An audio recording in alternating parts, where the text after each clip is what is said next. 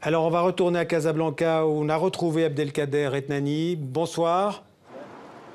Bonsoir. Alors, vous êtes éditeur, le patron des éditions La Croisée des Chemins. Ça ne s'invente pas. Après les attentats de Paris, vous avez voulu donner du sens à ces actes terroristes, à ce qui s'est passé par la suite. Vous avez demandé, je le disais, à 30 personnalités marocaines d'écrire ce livre, Ce qui nous sommes, une expression pour dire ce qui nous pousse, ce qui nous oblige à nous exprimer. C'est l'idée de ce livre. Ce qui les a poussés à écrire, ce n'est pas vraiment l'identité arabe et c'est encore moins une religion, Abdelkader Etnani. Absolument, et c'est même pas ce que nous sommes aussi, c'est une sommation. Parce qu'on nous oblige, et après le 11 janvier, qui était une journée magnifique, où c'était la vraie France, celle que nous aimons tous ici, on s'est retrouvé avec un amalgame, c'est-à-dire que l'origine de tous ces problèmes, ce n'est plus les frères Ouachi, qui sont français, musulmans, mais on dit musulmans français. Et c'est cet amalgame qui, moi, m'a dérangé. Oui. Et cet amalgame, Je vous en prie. Et cet amalgame qui nous a dérangés ici au Maroc, où, pour la petite histoire, il y a plus de 12 millions de Marocains qui parlent français. Donc nous sommes...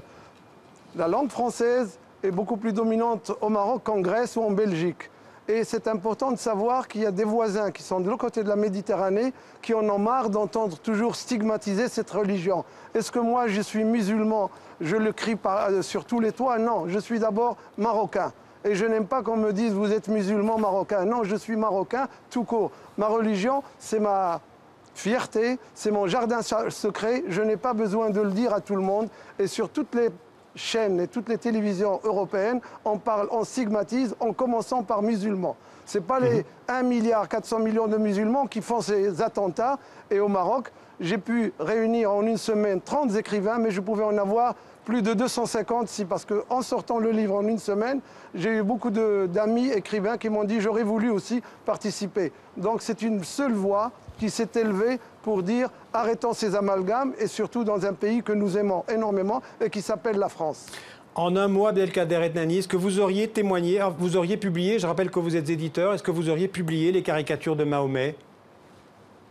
Ben, vous savez, les caricatures de Mahomet, moi, ce n'est pas très important pour moi. C'est une Charlie, moi, je ne le lis pas. Je l'ai lu peut-être 3 ou 4 fois, mais je ne suis pas Charlie et je condamne tous ces assassinats, ces meurtres, cette violence qui n'est pas faite par l'islam. Elle est faite par des Français qui sont musulmans, mais ça, c'est leur problème d'éducation. Moi, je n'ai pas besoin de répandre des crimes des autres. Nous avons ici, au Maroc, quelque chose qui a été oublié par nos amis français depuis longtemps. En 1943, le roi Mohamed V, sous le régime de Vichy, on lui a imposé que les Juifs mettent une étoile jaune sur toute la population juive qui était de 500 000 individus à l'époque. Il a répondu « je n'ai pas de Juifs, je n'ai que des Marocains. Et si vous voulez que je mette l'étoile jaune, je la mettrai pour tous les Marocains. » Et c'est ça ce que nous avons appris.